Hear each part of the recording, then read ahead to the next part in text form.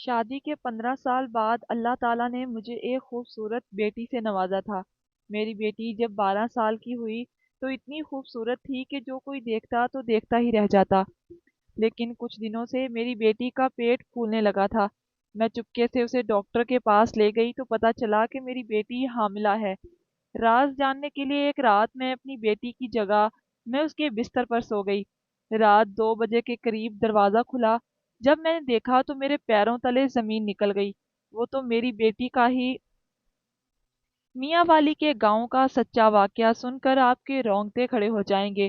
یہاں سال کی بچی کو نہیں بخشا جاتا۔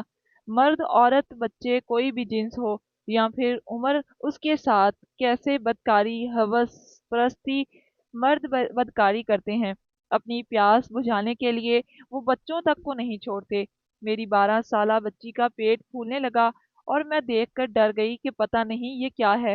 میری بہو کہنے لگی کہ امی اس کا چیک اپ کرواتے ہیں، اور میں دل ہی دل میں دعا گو تھی کہ اللہ کچھ ایسا نہ ہو جس سے ہم پر تھو تھو ہو جائے۔ میں اور بہو ڈاکٹر کے پاس گئی تو ڈاکٹر نے دیکھتے ہی بول دیا کہ آپ کی بچی حاملہ ہے اور اسے تقریباً 6 ماہ ہو چکے ہیں۔ یہ سنتے ہی میری روح فنا ہو گئی۔ ماہم کو دیکھا تو اس کے چہرے پر کچھ ایسی بات نہیں تھی جسے دیکھ کر لگتا کہ اس نے کسی کے ساتھ بدکاری کی ہے۔ بیٹی کو میں اب سب سے چھپا کر رکھتی تھی، کیونکہ اگر کسی کو بھی پتہ چل جاتا یا کوئی بھی دیکھ لیتا تو ہم سب کا جینا مشکل ہو جاتا۔ میں نے بہو سے بھی کہا کہ یہ بات شوہر کو نہ بتائے، جلدی اس کا کوئی نہ کوئی حل نکالتے ہیں، کیونکہ اس طرح تو گزارا نہیں ہے۔ میری بہو میری بات سمجھ چکی تھی۔ اس نے مجھ سے وعدہ کیا کہ وہ ماہم کی یہ بات کسی سے نہیں کرے گی۔ مجھے اپنی بچی کے لیے ہر وقت ڈر لگا رہتا۔ ایک دن میں نے اپنی بیٹی کو اسٹور روم میں سلا دیا اور خود اس کے کمرے میں سو گئی، تاکہ پتہ تو چلے کہ کمرے میں کون آتا جاتا ہے، یا پھر کسی نے باہر سے ہی مجھے اس کے بستر پر پڑے کچھ ہی وقت میں گزرا تھا کہ قدموں کی آہٹ سن کر میں چونک گئی، کیونکہ میری بیٹی کے ساتھ بدکاری کرنے والا کوئی اور نہیں بلکہ میرا نام اسما ہے۔ میری عمر 20 سال تھی جب میں بیاہ کر سسرال آ گئی۔ میری 2 اولادیں تھیں۔ پہلی اولاد اللہ نے شادی کے فوراً بعد دے دی، جو کہ لڑکا تھا، مگر مجھے بیٹی کا بہت شوق تھا کہ اللہ کرے کہ میری بیٹی ہو، میں بھی اس کے ناز نخرے اٹھاؤں، اس سے باتیں کروں، مگر میری بیٹی نہیں تھی۔ شوہر کئی بار مجھے بول چکے تھے کہ یہ تو اللہ کی دین ہے، تم پریشان کیوں ہوتی ہو؟ اگر ہمارے نصیب میں بیٹی کا پیار ہوا تو بیٹی مل جائے گی، ورنہ جو اللہ کو منظور۔ تم ہر وقت روتی نہ رہا کرو، ہر کام میں کوئی نہ کوئی مصلحت چھپی ہوتی ہے، ہو سکتا ہے اسی میں کوئی بہتری ہو۔ رب کے فیصلوں پر یقین رکھنا سیکھو۔ میں جب بھی کبھی بیٹی کا نام لیتی تو شوہر اس طرح مجھے سمجھاتے تھے کہ جس نے دوسری اولاد کے لیے بہت منتیں مرادیں مانگی تھیں، اللہ نے میری مراد سن لی اور میں حاملہ ہو گئی۔ اس وقت میرا بیٹا 17 سال کا تھا۔ پہلی اولاد کا اتنا بڑے ہو کر دوسری اولاد کی خوشخبری سنا تھوڑا معیوب تھا، مگر میں خوش تھی۔ میرے بیٹے کی بہن ہو گئی۔ 9 ماہ میں نے بہت مشکل سے گزارے تھے۔ ابھی میرا دوسرا ماہ تھا کہ گھر میں آگ لگ گئی۔ میرے شوہر کا ایکسیڈنٹ ہو گیا۔ اس طرح پورے 9 ماہ کوئی نہ کوئی بدشگونی ہوتی رہی۔ اسلام میں بدشگنی، شگن وغیرہ حرام ہے، مگر اسلام کو ماننے والوں نے ہمارے ہونے والے بچے کو بہت سے غلط ناموں سے نوازنا شروع کر دیا۔ مجھے اللہ پر یقین تھا کہ یہ تو سب نصیب کا لکھا ہے، ورنہ اس طرح کچھ نہیں ہوتا، نہ ہی کوئی بچہ یا انسان بدشگن ہوتا ہے۔ چونکہ گاؤں کے لوگ میں وہی پرانے رسم و رواج اور سوچ پائی جاتی ہیں، اسی لیے ان کو یہی سب لگتا ہے۔ میرے 9 ماہ مکمل ہو چکے تھے، ڈلیوری کا وقت قریب تھا۔ ڈاکٹر نے میرے شوہر کو حوصلہ دیا اور آپریشن تھیٹر میں آ گئے۔ وہ وقت میرے شوہر پر قیامت جیسا تھا۔ اللہ نے ان کی دعائیں سن لی اور چاند جیسی بیٹی سے میری گود ہری ہو گئی۔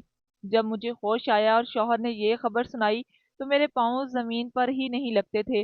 میں بہت خوش تھی کہ اللہ نے مجھے بیٹی جیسی نعمت سے نوازا ہے۔ میری منتیں مرادیں پوری ہو گئی تھیں۔ میں چلا کاٹنے کے بعد پہلے اپنے شوہر کے پاس گئی اور کہا کہ مجھے بیٹی کی منتیں پوری کرنی ہیں۔ انہوں نے کہا کہ یہ سب نہیں ہوتا، دینے والا اللہ ہے، پھر ہم کیوں اس کے علاوہ کہیں اور جا کر شکر کریں، جبکہ شکر کے لائق صرف وہی ذات ہے، تم تو شرک کر رہی ہو۔ یہ بات سن کر میں نے اپنا سینہ پیٹ لیا اور کہا کہ اللہ مجھے معاف کر دے کہ میں شرک نہیں کر رہی، میں جانتی ہوں کہ دینے والی ذات اللہ کی ہے، اللہ وسیلے بناتا ہے، اس کا واسطہ دے کر ہم جو دعا مانگتے ہیں تو اسے اپنے نیک بندوں کے صدقے سے پوری کرنی ہوتی ہے۔ باقی آپ کی بات بالکل بجا ہے، بے شک اس ذات کے علاوہ کسی کا شکر ادا نہیں کیا جا سکتا، وہی دینے اور لینے والا ہے۔ میرے شوہر جانتے تھے کہ میں ان سے نہیں جیت سکتی، اس لیے کہنے لگے ٹھیک ہے میں منتیں اتار دوں گا، مگر تم گھر پر رہو گی، تم نے منت پوری کرنی ہے وہ اتر جائے گی، کسی بھی دربار پر تمہارا جانا ضروری نہیں۔ مجھے آم کھانے سے غرض تھی تو میں گٹلیاں کیوں گنتی؟ اسی پر راضی ہو گئی اور شوہر سے کہا کہ ٹھیک ہے، آپ کی مرضی، میں آپ کر لیں۔ میں نے اپنی بیٹی کا پیار سے نام چاندنی رکھا تھا، سبھی میرے نام پر حیران تھے کہ یہ کیسا نام ہے، مگر مجھے اپنی بیٹی چاند کا ٹکڑا لگتی تھی، اسی لیے میں نے اس کا نام اسی نسبت سے رکھ دیا، لیکن اصل نام میں نے ماہم رکھا تھا، لیکن ہم سب اسے پیار سے چاندنی بولا کرتے تھے۔ میرا بیٹا زین اپنی بہن کا بہت خیال رکھتا تھا، مگر جب بھی وہ اسکول سے آتا تو اکثر گمسم رہتا۔ میں نے کئی بار اسے پوچھا کہ بیٹا کیا بات ہے، تو اس نے کہا کہ اسکول کے بچے اسے چڑھاتے ہیں کہ تم 17 سال کے ہو چکے ہو، تمہاری ماں اور باپ نے اب بچہ پیدا کیا ہے۔ ہم اکثر بچوں کو ایسی باتوں پر بہت مارتے ہیں یا پھر ڈانٹ کر چپ کروا دیتے ہیں، مگر بچے تقریباً سبھی باتیں سمجھتے ہیں۔ ہمارا زمانہ اور تھا، آج کے بچوں کے خود کے مسائل ہی اتنے ہیں کہ وہ اکثر ڈپریشن کا شکار ہو جاتے ہیں۔ جب زین نے مجھے یہ بات بتائی تو ایک پل کو میں کانپ گئی کہ اپنے بیٹے کو بتانے کے لیے میرے پاس کچھ نہیں تھا۔ پھر کچھ سوچ کر میں اس کے پاس بیٹھ گئی اور میں نے اسے بتایا کہ بیٹا یہ تو اللہ کی دین ہے اور تمہیں خوش ہونا چاہیے کہ تمہاری بہن آئی ہے جس سے تم ہر دکھ سکھ بانٹ سکتے ہو۔ جب وہ بڑی ہو گئی میں نے اسے سمجھایا کہ زین اگر کل کو میں اور تمہارے ابو اس دنیا میں نہ رہے تو تم اکیلے ہو گئے، تمہیں کوئی پریشانی ہوگی تو تم لوگوں سے مانگتے پھرو گے۔ اس نے کہا نہیں امی، میں نے اسے مزید سمجھایا کہ بچے تب تم وہ اپنی بہن سے بات کر سکتے ہو، وہ کسی کو نہیں بتائے گی اور تمہارا خیال رکھے گی جیسے میں رکھتی ہوں۔ اپنی بہنوں کے لیے بھائی بہت پیارے ہوتے ہیں۔ زین مطمئن ہو چکا تھا، یعنی اسے میری بات سمجھ آ چکی تھی۔ چاندنی سے ہم سب بہت پیار کرتے تھے، وہ دن بہ دن خوبصورت ہوتی جا رہی تھی، یوں لگتا تھا گویا زمین پر چاند اتر آیا ہو۔ میں روز اس کی نظر اتارتی تھی۔ ایک بار جب چاندنی 7 سال کی تھی تو اسے بخار ہو گیا۔ ہم نے گاؤں میاں والی کے سبھی شہر چھان مارے، ڈاکٹر سے علاج کرواتے رہے، مگر اسے آرام نہ آیا۔ تنگ آ کر میں گاؤں میں ایک مائی تھی، اس کا نام بہت سن رکھا تھا کہ وہ بچوں کو دم کرتی تھی۔ میں چاندنی کو لے کر وہاں گئی تو مائی میری بچی کو دیکھتے ہی کہنے لگی اسما اس کا چہرہ چھپا کر رکھا کرو، کسی دن تمہاری یہ بچی کسی اپنے کے ہاتھوں تباہ ہو جائے گی، چھوٹی عمر میں تمہارا منہ کالا کر دے گی۔ شوہر اس وقت ساتھ تھا، وہ چاندنی اور مجھے فوراً لے کر گھر آ گئے اور مجھے خوب ڈانٹا کہ کیسے کیسے لوگوں کے پاس ان کی بیٹی کو لے کر جا رہی ہو۔ اس مائی کی بات سن کر میں ڈر چکی تھی، مجھے اپنی بچی کے نصیب سے ڈر لگنے لگا تھا۔ اس کے اسکول جانے اور پڑھنے کے دن تھے۔ مائی کی بات سن کر میں نے اسے اسکول بھی نہ جانے دیا اور گھر بٹھا لیا۔ میرے شوہر نے اس بات پر خوب شور مچایا، مگر میں اپنی بات سے ایک انچ نہیں ہلی۔ چاندنی اب سمجھدار ہو چکی تھی، اس کی عمر 9 سال تھی، وہ اکثر گھر سے باہر کھیلنے کے لیے جاتی اور گھنٹوں آ کر روتی کہ باہر بچیاں اس کا مذاق اڑاتی ہیں کہ وہ ان پڑھ ہے۔ میں اپنی بچی کا دکھ سمجھتی تھی، مگر ایک ماں ہونے کے ناطے میں کیا کر سکتی تھی؟ زین نے بھی بہت ضد کی تھی کہ میں غلطی کر رہی ہوں، وہ اپنی بہن کو خود سکول چھوڑ کر آیا کرے گا اور لے کر بھی آیا کرے گا، مگر میں نے اجازت نہ دی۔ زین 26 سال کا ہو چکا تھا، بیٹا جوان ہو چکا تھا، اس نے ایم اے تک تعلیم حاصل کر لی تھی اور شہر کے سب سے بڑے کسی دفتر میں کام کرتا تھا۔ کئی بار اس کے رشتے گھر آ چکے تھے، مگر مجھے ابھی وہ چھوٹا سا زین ہی لگتا تھا۔ کئی مجھے رشتہ دار لوگوں نے کہا کہ بیٹے کی شادی جلدی کرنا، ورنہ ایسا نہ ہو وہ بغیر بتائے شہر میں کہیں چھپ کر شادی کر لے۔ یہ بات سن کر میں ڈر گئی تھی۔ میں نے بیٹے کی شادی کے لیے رشتے دیکھنا شروع کر دیے۔ جب زین کو یہ پتا چلا تو اس نے کہا امی جب کہیں گی میں کر لوں گا، جہاں کہیں گی تو کر لوں گا۔ میرے شوہر کی طبیعت بھی خراب رہنے لگی تھی، انہوں نے بیٹے کا رشتہ گاؤں میں ہی طے کر دیا۔ لڑکی پڑھی لکھی نہیں تھی، میں نے جب اصرار کیا تو شوہر کہنے لگا کہ میں اب زبان دے چکا ہوں اور لڑکی اچھی ہے، ہماری خدمت کرے گی، زین کو بھی خوش رکھے گی، تمہیں کس بات کا ڈر ہے؟ چاندنی بھائی کی شادی کا سن کر بہت خوش ہو گئی تھی۔ اس وقت وہ 12 سال کی تھی جب زین کی ہم نے شادی کر دی۔ ریحانہ کو بہو بنا کر گھر لے آئے۔ ریحانہ گھر دھاری میں ماہر تھی۔ شادی کے 2 ماہ بعد ہی وہ ہم سب کا دل جیت چکی تھی۔ میں تو اسے دعائیں دیتی نہ تھکتی تھی کہ چلو اللہ نے اتنی سگڑ بچی میرے بیٹے کی دلہن بنا دی۔ چاندنی ہر وقت بھابھی بھابھی کرتی رہتی۔ ریحانہ کے آنے کے بعد بھی زین چاندنی کو زیادہ وقت دیتا تھا جیسے شادی سے پہلے دیا کرتا تھا۔ ریحانہ اس بات کا ہم سے شکوہ نہیں کرتی تھی، مگر میں یہ بات اس کے چہرے سے پڑ چکی تھی۔ میں نے زین کو یہ بات سمجھائی کہ بیٹا، اس بات کا خیال رکھو کہ بیوی اور بہن میں کوئی بات نہ ہو، تم اس سے زیادہ وقت دیتے ہو اور اسے کم۔ بیٹی کی شادی تو 9 ماہ ہو چکے تھے، مگر میں نے نوٹ کیا تھا جیسے میری بہو کو اپنے میکے آنا جانا بہت ہے، وہ ہر ہفتے میں 2 3 بار میکے کا چکر لگا کر آتی، جو بات مجھے بالکل پسند نہیں تھی۔ میں نے اپنی بہو کو منع کیا تو اس نے کہا کہ امی، ایک گاؤں میں شادی کروانے کا یہی تو فائدہ ہے کہ جب مرضی اپنے والدین سے ملنے چلے جاؤ۔ اس کی بات سن کر حیران رہ گئی۔ بہو کی بات چیت مجھے اب ایک آنکھ نہ بھاتی تھی۔ مجھے ایسا لگتا تھا جیسے میں کچھ زیادہ سوچ رہی ہوں۔ ایک دن محلے میں کسی کے گھر محفل تھی تو میں وہاں چلی گئی تو مجھے ایک عورت نے کہا کہ اسما، تمہاری بہو ریحانہ وڈیروں کے گھر کیوں جاتی ہے؟ تم جانتی نہیں ہو وہ لوگ کتنے خطرناک ہیں، پورے گاؤں میں ان کی وحشت ہے، تم اسے منع کیوں نہیں کرتی؟ یہ بات سن کر میں ڈر گئی، کیونکہ بہو نے تو کبھی وڈیروں کے گھر جانے کا ذکر بھی مجھ سے نہیں کیا تھا۔ گھر آ کر بھی میں یہ بات سوچتی رہی، مگر مجھے کوئی جواب نہ ملا۔ چاندنی بھی ان دنوں چپ چپ سی رہنے لگی، اس کی رنگت پیلی پڑنے لگی تھی۔ میں اپنی بچی کو دیکھ کر پریشان تھی اور ڈاکٹر کے پاس لے جانا چاہتی تھی تو بہو نے روک دیا کہ ویسے ہی غذا کی کمی ہے، 7 8 دن خالص غذا اپنی نند کو کھلاؤں گی تو دیکھنا امی کیسے ٹھیک ہوتی ہے۔ میں اس کی بات سن کر مطمئن ہو گئی تھی۔ چاندنی کو بہو پچھلے 7 دن سے طاقت کی غذا کھلا رہی تھی، مگر وہ تھی کہ دن بدن سوکھ کر کانٹا بنتی جا رہی تھی۔ میری بہو مجھ سے پوچھ کر اسے اپنے گھر لے گئی کہ امی اس کا وہاں دل بہل جائے گا۔ میں نے بھی بچی کو اجازت دے دی کہ چلو لے جاؤ۔ چاندنی تو چاند کا ٹکڑا تھی، مگر اب اس کو دیکھ کر کوئی نہیں کہہ سکتا تھا کہ یہ پہلے والی چاندنی ہے۔ دن گزرتے جا رہے تھے اور اس کی طبیعت میں کوئی فرق نہیں آیا۔ میں نے کئی بار اپنے شوہر سے اس بات کا ذکر کیا تو کہنے لگا شہر لے چلتے ہیں، زین جس دن گھر آتا ہے۔ زین ہفتے 10 دن بعد گھر آنے لگا تھا۔ دفتر میں شاید کام بڑھ چکا تھا۔ چاندنی کا جنم دن تھا، وہ پورے 12 سال کی ہونے والی تھی۔ اس کے جنم دن میں 1.5 ماہ رہ گیا تھا۔ میں اور میرے شوہر بہت خوش تھے، مگر چاندنی پہلے کی طرح اپنے جنم دن کا سن کر خوش نہیں ہوئی تھی۔ وہ ہر وقت ایک ہی سمت میں گھورتی رہتی، کوئی بھی بات کرے تو غائب دماغی سے کام لیتی تھی۔ کئی بار میں نے دیکھا کہ وہ میری بہو سے اسٹور روم میں لے جاتی ہے اور کافی دیر بعد وہاں سے نکلتی ہے۔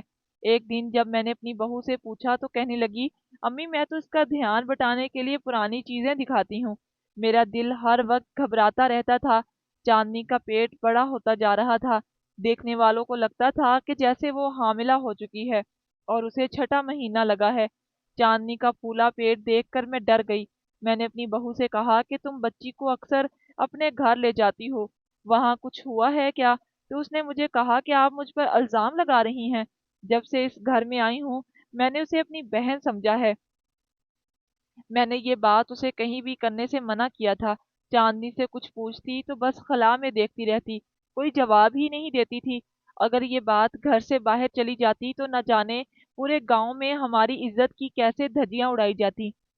شوہر تو مجھے زندہ ہی گاڑ دیتے کہ میری لاپرواہی کی وجہ سے یہ سب ہوا ہے۔ میں اور بہو اسے رات کے وقت چھپ چھپا کر ڈاکٹرنی کے پاس لے کر گئے تو اس نے دیکھتے ہی ایسے راز کا انکشاف کیا کہ میں تو ادھر ہی ڈھیر ہو گئی۔ اس نے دیکھتے ہی بول دیا کہ آپ کی بیٹی حاملہ ہے اور 3 ماہ تک یہ بچہ جننے والی ہے۔ میں یہ بات سن کر سکتے میں آ چکی تھی۔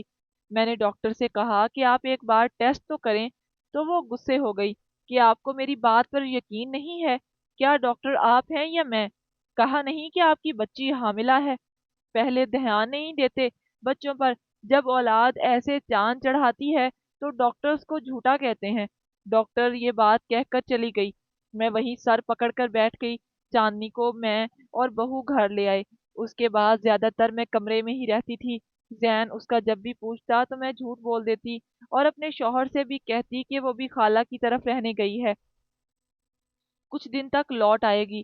میری بہو بہت خوش تھی کیونکہ زین اسے شہر لے کر جانے والا تھا۔ اس نے مجھے کہا کہ اب ایسے میرا گزارا نہیں ہے، ریحانہ کو میں لے کر شہر جاؤں گا، کچھ دن بعد آپ سے ملنے آتا رہوں گا۔ میں تو رو رہی تھی کہ بیٹا بیوی کو لے کر الگ ہو چکا ہے، اور چاندنی میری اتنی خوبصورت بچی کو پتہ نہیں کس کی نظر لگ گئی، اتنی چھوٹی عمر میں حاملہ۔ میں نے کئی بار چاندنی سے سچ پوچھا مگر وہ غائب دماغی سے سب سنتی رہتی۔ میں بہت پریشان تھی۔ اسی دن سونے کے لیے لیٹی تو جھٹ سے مجھے وہ مائی یاد آ گئی جس نے چاندنی کو بخار کا دم کیا تھا، جس نے کہا تھا کہ وہ اپنی بیٹی کو چھپا کر رکھے ورنہ یہ اولاد میرا منہ کالا کرے گی۔ اسی مائی کی بات بالکل سچ تھی، جس اولاد کے لیے میں نے اتنی دعائیں کی وہی بڑھاپے میں میری خواری کا سبب بن رہی تھی۔ صبح ناشتے کے بعد میں بہو سے جھوٹ بول کر اس اماں کی طرف گئی، ہو سکتا ہے کہ وہ میری مدد کریں، وہ کسی طرح میری جان اس مشکل سے نکال لائیں۔ مگر مجھے اس کے ٹھکانے پر آ کر پتہ چلا کہ وہ تو دوسرے گاؤں میں جا چکی ہے۔ بے دلی سے میں گھر لوٹ آئی اور بہو سے کہا کہ مجھے ڈاکٹرنی کے پاس لے چلو، ہو سکتا ہے وہی مدد کرے۔ میں اور بہو جب اس کے پاس آئے تو اس نے میری بچی کا بچہ ضائع کرنے سے منع کر دیا کہ یہ غیر قومی کام ہے، اور دوسرا اس میں آپ کی بچی کی جان کو خطرہ ہے اور ابھی بہت چھوٹی ہے۔ میں پریشان حالت میں گھر آ گئی، سمجھ نہیں آتا تھا کہ کہاں سے اپنی اولاد کی خوشیاں مانگوں۔ میں نے دوبارہ اللہ تعالیٰ سے رو رو کر دعا کی اور ساتھ ہی منت مانگ لی۔ اس دن پھر مائی کی طرف گئی اور وہ اللہ کی کرنی ایسی ہوئی کہ مائی دوسرے گاؤں میں مجھے آسانی سے مل گئی۔ جب میں نے اسے سارا قصہ سنایا تو اس نے مجھے ایک دوا دی کہ یہ اپنی بچی کو پلا دو اور اس کے ساتھ ہی بچی کے بستر پر خود سو جاؤ، تجھے پتہ چل جائے گا کہ تیری بچی کیسے حاملہ ہوئی ہے۔ اسما، میں نے کچھ سال پہلے تجھے کہا تھا کہ چاندنی کا دھیان رکھنا، تو نے میری بات نہیں مانی، اب بھگت رہی ہونا۔ میں گھر آ کر چاندنی کو دوا پلا چکی تھی اور اسے بہو سے چھپا کر اسٹور روم میں سلا دیا اور خود جا کر اس کے بستر پر سو گئی۔ آدھی رات گزر چکی تھی مگر ابھی تک چاندنی کی طرف دھیان تھا، پتہ نہیں وہ ٹھیک ہوگی یا نہیں، اگر کسی کو پتہ چل گیا تو کیا ہوگا، اگر کل کو بیٹا بہو بھی شہر چلے جائیں گے۔ میں اسی سوچ میں گم تھی کہ کمرے میں قدموں کی آواز سنائی دی۔ میں ایک دم سادے لیٹی رہی۔ کچھ منٹ بعد کمرے میں دھواں پھیلنا شروع ہو گیا جو میرے دماغ کو چڑھا تو میں فوراً چونک کر اٹھی۔ اس وقت کمرے میں کون ہو سکتا تھا؟ مگر جو ہی میں اٹھی میری روح لرز گئی، کیونکہ اس وقت کمرے میں کوئی اور نہیں بلکہ آدھی رات کو چاندنی کی سگی بھابھی ریحانہ تھی۔ وہ مجھے دیکھ کر ڈر گئی۔ میں نے کمرے کی بتی جلائی تو اس وقت اس کے ہاتھ میں کوئی میٹھی چیز تھی۔ میں غصے سے اسے پوچھنے لگی کہ تم یہاں چاندنی کے کمرے میں کیا کر رہی ہو، اور یہ دھواں کس چیز کا ہے؟ میری بات سن کر وہ صاف مکر گئی، مگر میں جان چکی تھی کہ چاندنی کی اس حالت کے پیچھے ریحانہ ہے۔ میری آواز سن کر زین اور میرا شوہر بھی وہاں آ گئے۔ بیٹے نے آتے ہی کمرے کی کھڑکیاں کھول دیں تاکہ دھواں باہر نکلے۔ اس کے ہاتھ میں نے کھانا لے کر پھینک دیا اور کہا کہ سچ بتاؤ ریحانہ، ورنہ اسی وقت اس گھر سے نکال دوں گی۔ کیا کرتی رہی ہو تم چاندنی کے ساتھ؟ زین اور میرا شوہر حیران تھے، مجھے کہنے لگے کیا ہو گیا ہے آپ کو، وہ کیوں کرے گی ایسا؟ میں نے ان دونوں کو چپ کروا دیا اور کہا کہ سچ بتاؤ ورنہ اس وقت گھر سے نکال دوں گی اور تمہارے ماں باپ کو تمہارے کرتوت بتاؤں گی۔ یہ سنتے ہی ریحانہ کہنے لگی کہ چاندنی کی اس حالت کی ذمہ دار میں ہوں۔ یہ سنتے ہی میرے قدموں تلے سے زمین نکل گئی۔ وہ میری بیٹی کی خوبصورتی سے جلتی تھی، اور یہی نہیں، زین اور ہم سب چاندنی چاندنی پکارتے رہتے تھے تو اسے پسند نہیں آیا تھا۔ وہ وڈیروں کے گھر میں چاندنی کے لیے کوئی غلط دوا لینے جاتی تھی اور وہ دھواں روزانہ رات کو اس کے کمرے میں کیا کرتی تھی، جس سے چاندنی بیمار پڑ گئی تھی۔ اس کے جسم کے اعضاء ناکارہ ہو جائیں، پھیپھڑے پھول جائیں۔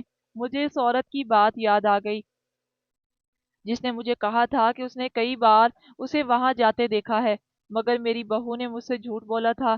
زین اپنی بیوی کے منہ سے یہ سب سن کر شدید غصے اور غم کی حالت میں تھا۔ اس نے مجھ سے چاندنی کا پوچھا تو میں نے اسے اسٹور روم کا بتایا۔ وہ اپنی بہن کو اسٹور سے جب لے کر آیا تو اس کے پھولے پیٹ کو دیکھ کر ڈر گیا، مگر وہ سچ جان چکا تھا کہ اس کی بیوی نے کیا کیا ہے۔ حسد کی آگ میں اس نے میری معصوم بچی کی زندگی تباہ کر دی۔ زین نے ریحانہ کو گھر سے فوراً نکال دیا۔ میں اگلی صبح بیٹے کے ساتھ بچی کو ہسپتال لے آئی۔ ڈاکٹر نے کہا کہ آپ کی بچی کو کچھ زہریلا دیا جاتا رہا ہے، جس سے اس کا جسم پھول چکا ہے، لیکن آپ فکر نہ کریں، اللہ سے دعا کریں کہ آپ کی بیٹی ٹھیک ہو جائے گی۔ چاندنی زیر علاج تھی اور شوہر کو لگتا تھا کہ یہ سب کچھ ان کی وجہ سے ہوا ہے۔ اگر وہ اس کو گھر کی بہو نہ بناتے تو آج ان کی بیٹی ٹھیک ہوتی۔ چاندنی کا 2 ماہ سے علاج ہو رہا تھا اور میں اس ڈاکٹرنی کے پاس گئی جس نے بغیر ٹیسٹ کیے میری بیٹی پر تہمت لگا دی تھی، اور اسے خوب سنایا کہ تم جیسے بے ضمیر ڈاکٹروں کی وجہ سے لوگوں کی زندگی ختم ہوتی ہے۔ اگر تم اس وقت ٹیسٹ کر لیتی تو شاید میری بچی کی یہ حالت نہ ہوتی۔ ڈاکٹر نے مجھ سے معافی مانگی۔ چاندنی اپنی حالت دیکھ کر ڈر چکی تھی۔ اس کے دماغ پر بھی اثر ہوا تھا اور وہ کسی سے کوئی بات بھی نہیں کرتی تھی۔ میں نے اس مائی سے بھی چاندنی کا علاج جاری رکھا۔ میری بہو حسد کی آگ میں اتنی اندھی ہو چکی تھی کہ اسے میری بیٹی کی معصومیت بھی نظر نہیں آئی۔ ایک 12 سالہ بچی سے اسے کیا خطرہ ہو سکتا تھا بھلا؟ وہ تو بھابھی بھابھی کہتے نہ تھکتی تھی۔ میں اور شوہر بہو کو معاف کر چکے تھے، مگر میرا بیٹا اسے معاف کرنے کو راضی نہیں تھا۔ اس کی بہن نے اس کی بیوی کی دی ہوئی تکلیف برداشت کی تھی۔ پھولوں سے نازک بچی کو اس نے کانٹوں جیسا درد دیا تھا۔ حسد رشتوں کو کھا جاتا ہے۔ ہر انسان کو وہی ملتا ہے جس کی وہ کوشش کرتا ہے، اور محبت تو کمانی پڑتی ہے یا پھر نصیب کی ہوتی ہے۔ اس طرح حسد اور بدلے سے ہم کبھی بھی کسی کا دل نہیں جیت سکتے، بلکہ دلوں سے اتر جاتے ہیں، جیسے میری بہو اتر گئی تھی۔ اس کی غلطی کو ہم نے معاف کر دیا تھا کیونکہ وہ میرے بیٹے کے بچے کی ماں بن چکی تھی، مگر دلوں میں آئی خلش کو کوئی ختم نہیں کر سکتا۔ اس لیے کبھی بھی کسی کا گھر برباد کر کے اس سے اپنے گھر کی بنیاد نہ رکھیں۔ دوستو، امید کرتے ہیں کہ ہماری آج کی یہ ویڈیو آپ کو پسند آئی ہوگی۔ ہماری ویڈیو پسند آئی ہو تو ہمارے چینل کو سبسکرائب ضرور کیجیے گا۔ شکریہ۔